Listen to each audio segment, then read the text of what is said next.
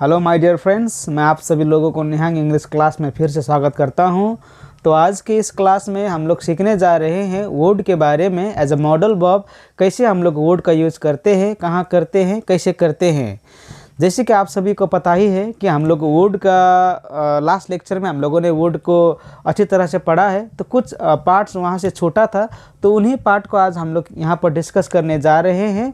तो चलिए हम लोग जानते हैं word as a modal verb, where to use, how to use and how is this used beautifully in our sentence. Okay, तो वर्ड को 3 पॉइंट्स में आज हम लोग डिस्कस करने जा रहे हैं। Determination, refusal and would rather. How is would used in this 3 condition. तो सबसे पहले डिटर्मिनेशन पर हम लोग डिस्कस करेंगे। तो इसका सेंटेंस स्ट्रक्चर होगा subject, word, verb first form, object और प्रेडिकेट।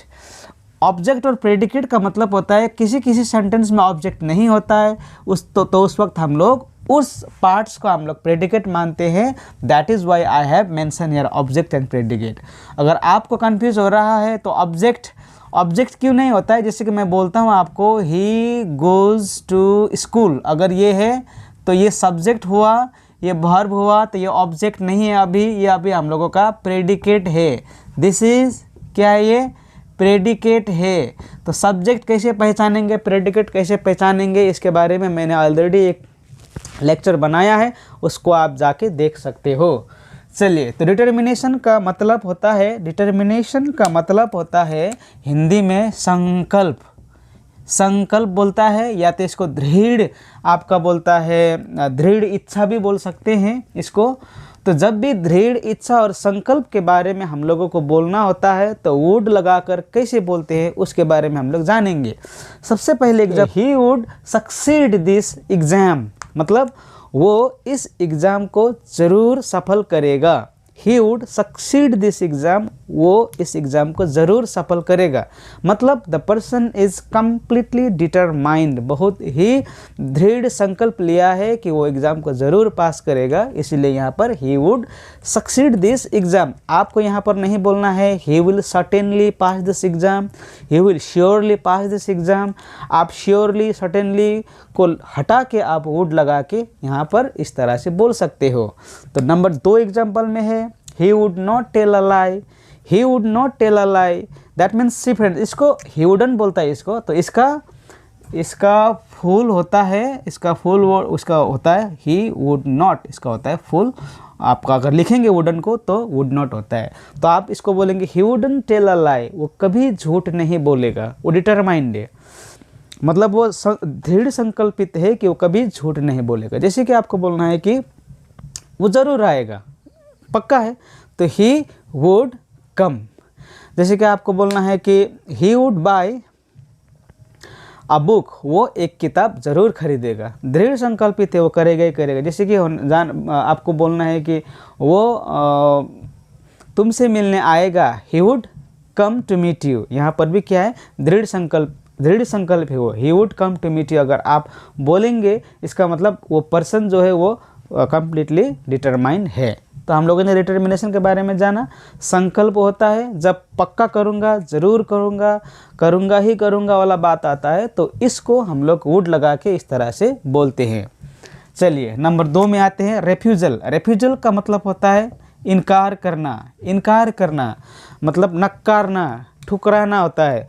तो जब भी रेफ्यूजल का कंडीशन आता है, रेफ्यूजल का केस आता है, तो उस वक्त भी हम लोग वुड का यूज़ कर सकते हैं एज अ मॉडल वर्ब। किस तरह से यूज़ करते हैं, तो इसका भी स्ट्रक्चर यहाँ पर लिख दिया है। Subject, wouldn't, verb first form और ऑब्जेक्ट लगाते हैं।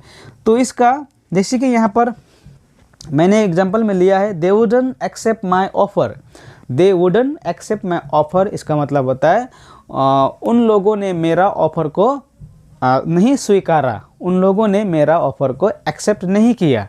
इसका मतलब ये होता है, मतलब किसी चीज़ को जब किसी ने नकार दिया हो, किसी ने एक्सेप्ट नहीं किया हो, तो उस अवस्था में हम लोग वुड लगाकर बोल सकते हैं। जैसे कि आपको बोलना है कि I asked him to come with me, मैंने उसे कहा मेरे साथ आओ, और उसने मेरा जो प्रपोजल है उसको ठुकरा दिया। She wouldn't accept my proposal, तो उसने मेरा प्रपोजल को एक्सेप्ट नहीं किया क्योंकि मैंने उसको प्रपोज किया था कि मेरे साथ आओ बोल के। उसी तरह होता है कि ही वुडंट हेल्प देम, उसने उन लोगों को हेल्प नहीं किया। जैसे कि उसने क्या किया, यहाँ पर भी नकारा, रिफ्यूज़ किया। तो इसको हम लोग नॉर्मल वे इसी को हम लोग इस तरह से भी बोलते हैं। जैसे कि आप चाहे ये बोले ही डिड नॉट एक्सेप्ट, ऐसा भी बोल सकते हैं, या तो आप ही वुड नॉट एक्सेप्ट, आप दोनों बोल सकते हैं। बिल्कुल आपको कन्फ्यूज नहीं होना है। अक्सर लोग ही डिड नॉट एक्सेप्ट ही बोलते हैं और ये गलत भी नहीं है, ये सही भी है। तो आपको यहाँ पर मौका दिया गया है कि आप इनमें से कोई भी वाक्य बोल सकते हो। चाहे बोल सकते हो कि ही डिड नॉट एक्सेप्ट, या तो आप बोल सकते हो he wouldn't accept. Both are acceptable and both are correct according to the structure of grammar. Okay, तो हम लोगों ने सीखा है रेफ्यूजल में किस तरह से वुड का यूज़ करते हैं। लेकिन हाँ फ्रेंड्स, ये पास्ट में होगा, प्रेजेंट में नहीं होगा। जैसे कि नहीं एक्सेप्ट नहीं किया, जैसे कि यहाँ पर क्या बोला है मैंने, ही wouldn't give me his book, उसने मुझे उसका किताब नहीं दिया, मैंने उसको उसका किताब मांगा था। आई asked him his book but he wouldn't give me his book, यहाँ पर भी उसने क्या किया, नकार दिया है। तो इस तरह से हम लोग वुड का यूज़ कर सकते हैं। चलिए नंबर 3 में आते हैं। वुड रादर का यूज़ क्या होता है? वुड रादर का यूज़ होता है प्रीफरेंस को लेकर होता है। प्रीफरेंस, वुड रादर का यूज होता है प्रीफरेंस, दो में से एक करना, दो में से एक लेना, दो में से एक खाना, इसी में हम लोग वुड रादर लगा के बोल सकते हैं। जैसे कि आपको बोलना है कि मैं चाय से बेहतर कॉफ़ी पीना पसंद करूँगा, I would rather have a cup of coffee than a cup of tea, इस तरह से आप बोल सकते हो। यहाँ पर मैंने उदाहरण लिया है, I would rather go by bus than by train, मैं बस में, I would rather go by bus, मैं बस में जाना पसंद करूँगा ट्रेन से अच्छा मैं बस में जाना पसंद करूँगा। यहाँ पर क्या है, स्ट्रक्चर, सब्जेक्ट आई है, वुड रादर लगाना है, वर्ब फर्स्ट फॉर्म, फिर ऑब्जेक्ट प्रेडिकेट, और आपको ये भी लगाना है। अगर आप ये नहीं लगाते तब भी चलेगा। जैसे कि मैंने बोला अभी, आई would rather read English book, I would rather read English book, मतलब मैं इंग्लिश बुक पढ़ना पसंद करूँगा, ऐसे भी बोल सकते हो। या तो आप बोल सकते हो कि I would rather read English book then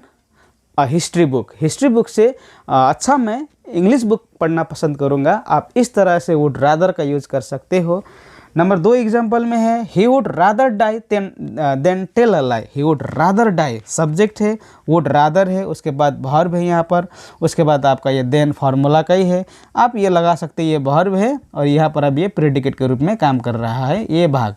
तो he would rather die than tell a lie, इसका मतलब होता है वो झूठ बोलने से अच्छा मरना पसंद करेगा, वो झूठ बोलने से अच्छा मरना पसंद करेगा।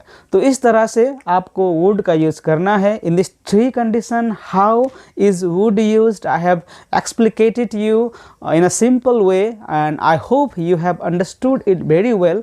और इसके आगे का लेक्चर में भी मैंने वुड के बारे में डिस्कस किया एज अ मॉडल वर्ब, और वुड कब हम लोग एज अ नॉर्मल वर्ब के रूप में भी हम लोग यूज़ कर सकते हैं, उसके बारे में भी मैंने डिस्कस किया है। और व्हाट इज़ मॉडल वर्ब क्या है, उसके बारे में भी मैंने डिस्कस किया है लास्ट लेक्चर में। अगर आप उसको अच्छी तरह से समझना चाहते हो तो आप उस लेक्चर में विजिट करके समझ सकते हो। तो फ्रेंड्स, आज के लिए इतना ही। Till then take care of yourself. मिलते हैं नेक्स्ट वीडियो में। Thank you.